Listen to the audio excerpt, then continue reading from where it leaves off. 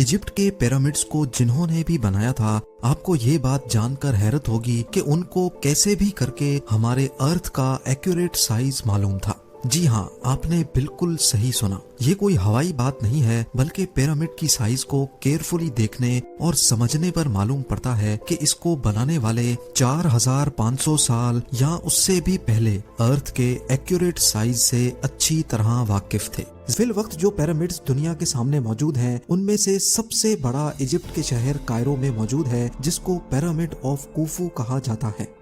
480 feet ऊंचा ये pyramid Egyptian king कुफू ने बनवाया था, जबकि इसके बराबर में ही 450 फीट ऊंचा ये पिरामिड किंग कुफू के बेटे किंग काफरे ने अपने राज के दौरान बनवाया था। हैरत की बात तो ये है कि हर एक पिरामिड को बनाने में 25 लाख लाइमस्टोन के स्क्वायर और रेक्टेंगल ब्लॉक्स इस्तेमाल हुए थे और हर एक ब्लॉक का वजन 2500 केजी बताया जाता है। ये इतना ही वजन है जितना 2 हैचबैक गाड़ियों का वजन बनता है। इतना ज्यादा वजन 480 फीट की ऊंचाई तक लेके जाना और हर एक ब्लॉक को परफेक्ट एंगल पे रखना एक ऐसा टास्क है जिसको आज के दौर में मशीनरी की मदद से ही परफॉर्म करने में कई साल लग सकते हैं। तो सोचें ये काम 45 सदियों पहले बगैर मशीनरी के कैसे किया गया होगा। हमारे पास जिस चीज का एविडेंस है वो ये है कि the great pyramid 23 lakh limestone के ब्लॉक्स की मदद से बनाया गया था। एक एक ब्लॉक करीब एक हाथी के वजन जितना भारी है। इसकी बेस तकरीबन 13 एकड़ पर फैली हुई है और इसकी हाइट 481 फीट तक। सिर्फ इतना ही नहीं, बल्कि पिरामिड्स की बेस का लेवल 0.75 इंच जितना एक्यूरेट है। आप में से जो इंजीनियर हजरात हैं, उनको अच्छी तरह मालूम होगा कि 3 एकड़ जितने एरिया का इतना एक्यूरेट लेवल आजकल के मॉडर्न लेजर लेवलिंग सिस्टम के जरिए ही हासिल किया जा सकता है। हत्ता कि हमारे पास इस चीज का भी एविडेंस है कि पिरामिड की चारों साइड वॉल्स, जिनको 5 टन वजनी स्टोन ब्लॉक्स रखकर एक खास एंगल में खड़ा किया गया था, इन चारों की लंबाई एग्जैक्टली 230 मीटर्स है। अगर इन चारों में कोई डिफरेंस है तो वो 2 इंच से ज्यादा नहीं है, यानी ये वॉल्स एक दूसरे के मुकाबले में 99.98% एक्यूरेट हैं।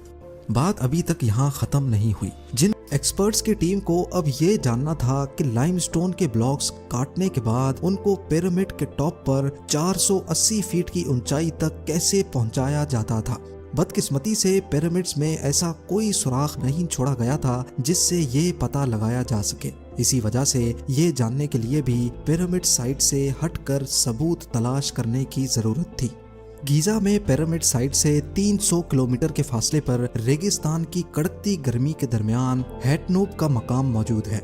यहाँ आर्कियोलॉजिस्ट की टीम को वो जगह मिली जहाँ से एंशिएंट इजिप्शियंस स्टैचूज बनाने के लिए एक खास किस्म का स्टोन निकाला करते थे। ये पत्थर इजिप्शियन एलाबास्टर के नाम से जाना जाता है, जिससे इजिप्शियन किंग्स अपने स्टैचूज बनवाया करते थे। इतने बड़े स्टैचू बनाने के लिए जाहिर है यहाँ से काफी बड़ा स्टोन निकाला जाता होगा, और वो भी 1 पीस में। जमीन के कई फुट नीचे इस खास स्टोन को निकालकर ऊपर कैसे लाया जाता था, यही जानने के लिए 100 से भी ज्यादा वर्कर्स और आर्कियोलॉजिस्ट की टीम यहाँ आई थी। ये साइट भी आर्कियोलॉजिस्ट के लिए काफी खास थी, क्योंकि यहाँ भी किंग कुफू का नाम जगह जगह पर पाया गया था। पिछली 45 सदियों से इस स्टोन क्वारी पर कोई काम नहीं किया गया था। इसी वजह से वक्त के गुजरते यहाँ काफी रेत और मलबा इकट्ठा हो गया है। लेकिन एक्सपर्ट्स काफी पुरउम्मीद हैं कि इनको यहाँ से कुछ खास इंफॉर्मेशन जरूर मिलेगी। कई महीनों तक यहाँ खुदाई का काम चलता रहा, लेकिन मलबे के सिवा यहाँ से कुछ ना मिल सका। पर आखिरकार वो दिन आ ही गया जब यहाँ से पहला सुराख मिला। जमीन से कई फुट नीचे मलबे के नीचे दबी हुई स्टेयर्स और एक रैंप नुमा चीज जाहिर हुई। मजीद खुदाई के बाद स्टेयर्स पर कुछ अनोखे गड्ढे भी उभर कर सामने आ गए।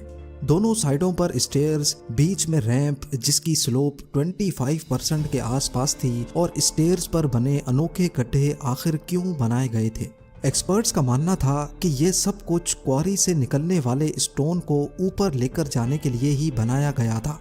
काफी सोच विचार के बाद ये नतीजा निकाला गया कि इन गड्ढों में लकड़ी के तने डाले जाते थे। स्टोन का बड़ा ब्लॉक जिनको रस्सियों से बांधा जाता था और वो रस्सियां इन लकड़ी के तनों से ट्विस्ट होकर जाती थी, जिससे वर्कर्स को स्टोन खींचने में आसानी होती थी। ये माना जा सकता है कि ये लकड़ी का तना उस दौर में पुली का काम करता था।